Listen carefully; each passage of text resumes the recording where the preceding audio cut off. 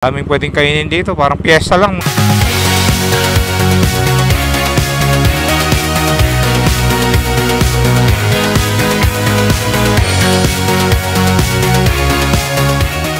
Good afternoon. Andito tayo ngayon sa Sacobia Bridge, ito Clark City, Pampanga. Ayan, sa kabilang side yun yung Clark, Pampanga.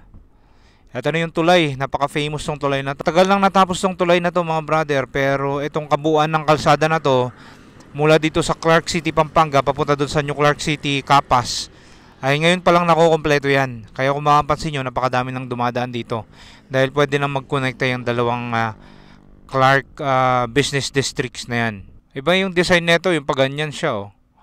Tapos basta parang curvy. May ano yan, may ibig sabihin to eh. Nakalimutan ko lang kung bakit ganyan yung design. Ayan, napakadami nang dumadaan. Recently lang to na-open mga brothers, kasi nung last time na dumaan ako dito, meron pang about siguro mga 500 meters na tinatapos sa sementohin. At yan na eventually natapos din, no? Nalaman ko lang din tong tapos na noong may nag-message sa akin nung nakaraang araw. Sabi sa akin, pasadahan ko daw to kasi tapos na. So ayun, nandito tayo ngayon para silipin ang bagong bukas na connector road na magdudugtong mula New Clark City, Capas hanggang dito sa Clark, Pampanga. Galing ako doon sa Tarlac City kanina, dumaan ako doon sa New Clark City, kaso nga lang hindi nag-record tong camera natin, kaya magsisimula tayo mag-record dito. Papasok lang tayo ng konti dito sa may loob ng Clark. Siguro dyan lang tayo sa dulo ng tulay na to, tapos balik din tayo agad para ipakita ko sa inyo yung kahabaan noong kalsada na to. Unfortunately, hindi tayo pwede magpalipad ng drone dito kasi magpapaliparan ko sana to. Titignan natin kung gaano kaganda. Kaso nga lang, no fly zone ito. Obviously, no fly zone to kasi merong airport dyan.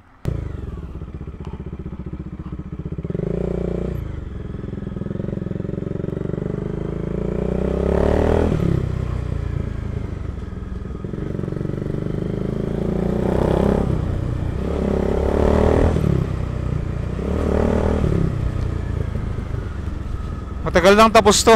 Actually, itong tulay na to, minsan ko lang nadaanan to noon, tapos sinarado ulit. Tapos ngayon lang ulit nila in-open.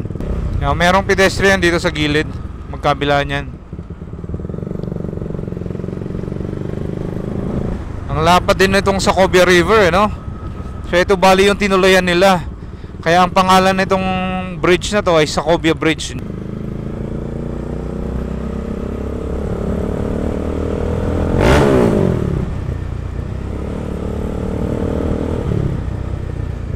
Daming tao doon sa kabila oh.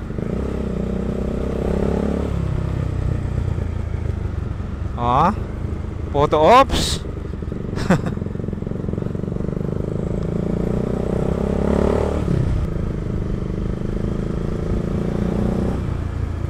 Titigilan talaga silang lahat oh. Picture muna yan bago alis. Clark Freeport Zone, yan ang pangalan. Tara, sa kabila tayo.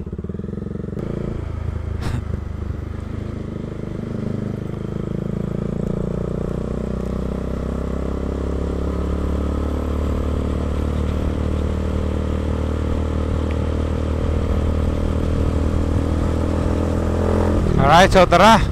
Mula dito sa Clark City, or mula dito sa Sacobia Bridge, dito sa Clark City, Pampanga, diretso tayo papunta ng New Clark City, Capas, para makita nyo ang itsura nya.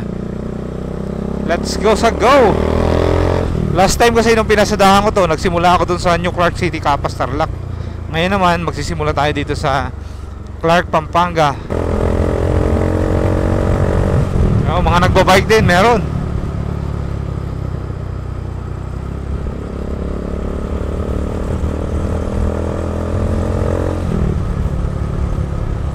Woohoo!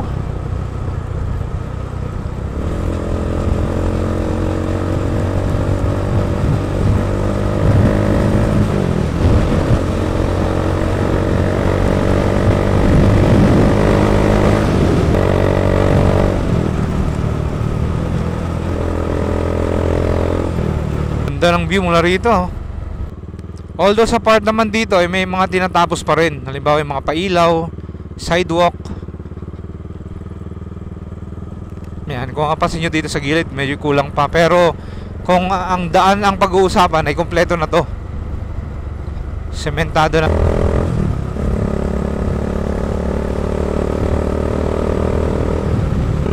Ayan, mga lalagyan pa ng slope protection to mga to.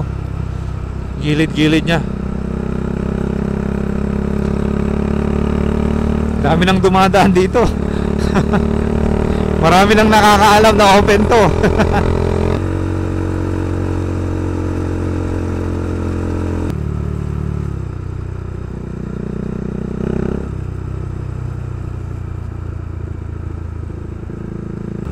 Ang bilis lang ng biyahe natin neto ngayon. Walang ka-traffic dito.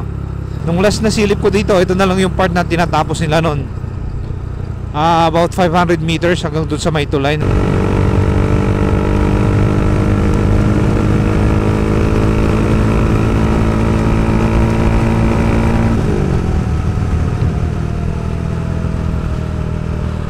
Ganda ng location ng bahay na yun, no? So itong crossing na to mga brother, hindi ko lang sigurado kung lalagyan ng tulay din.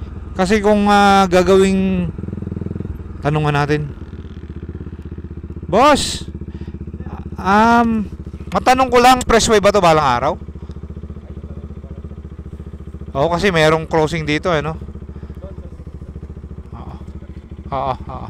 Sige boss, thank you. Hindi rin nila alam kung expressway nga to.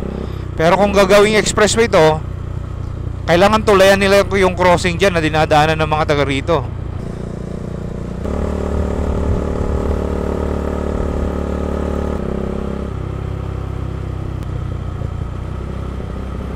Yan naman yung golf course mga brother. Napakaluwang din pala na ito no? Yan, kita-kita yung clubhouse dito.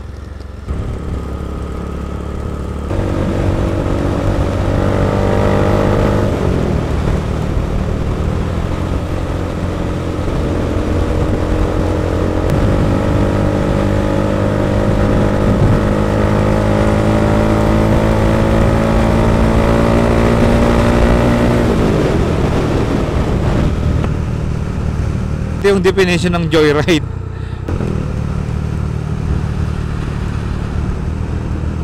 Mga bundok dito sunog-sunog na yun.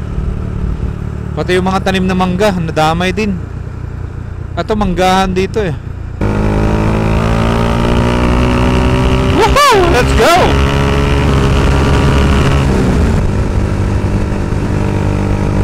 Ito may laybay nga pala rito. Nabanggit ko rin. Sinasadyang sunugin pala rito. Gusto nilang sunugin yung mga talahib na ganito. Nasa New Clark City na tayo. Yan yung mga building sa New Clark City.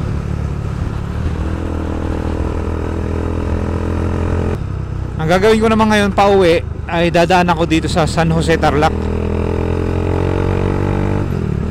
para mas exciting yung ruta natin. Papakaliwa tayo rito papunta ng San Jose Tarlac. Papunta ng Bueno, Tarlac. Yung may tulay doon, bagong gawa lang din. Bueno, Capas ata.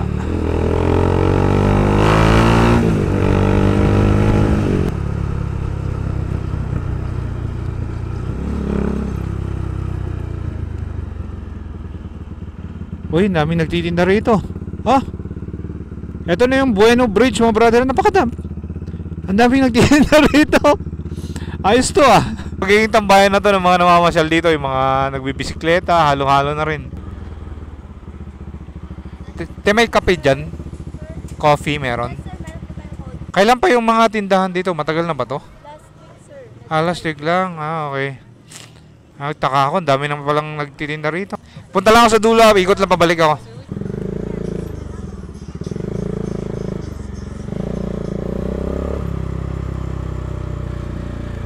Dito may barbecue. May lugaw din ata. Panalo to. Mabenta.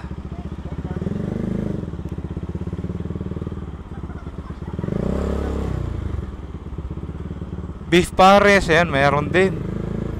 Ang galing ng ginawa dito. Tawa po. Let's say magkano per pwesto niyan, di kikita pa yung barangay dyan. I think parang ng Barangay Bueno kung di ako nagkakamali. Tacos, meron din. Fruit juice, meron. Shakes. Ito, kape. Yun pala yung kape.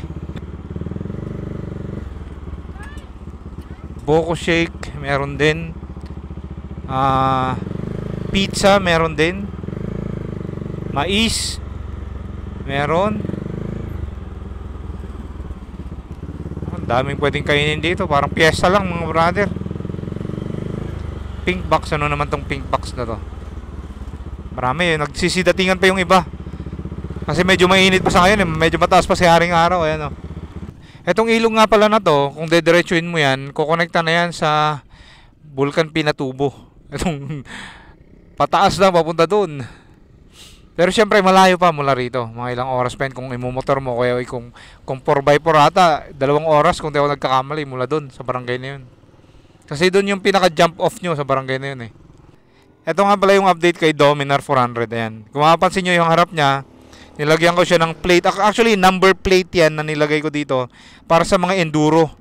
Ayan o. Nag-iisip kasi ako ng design ng headlight niya kasi nga nabasag yung headlight nito. So, iniisip ko kung yung retro pa rin ang ilalagay ko dito. Pabilog na ganyan. Didesignan ko na lang or mag-iisip ako ng panibago. So, hindi ko pa alam sa ngayon pero yan ang pansamantalang design sa harap ni Dominar. Yan mga brother. Okay rin naman. Niisip ko kung magbubutas ako dito, dalawa, taas tsaka baba dito. Tapos gantong ilaw din ang ilalagay kong pinaka-headlight niya. So yun, na-miss ko si Dominar mga brother, kaya ito yung ginamit natin ngayon. Best friend Doming. Ang daming tao dito sa tulay na to. Tignan natin yung kape kung nandun na. Nay, tanong ko lang, araw-araw po bang open itong mga tindahan dito? Araw-araw, sige po. Ayan, araw-araw.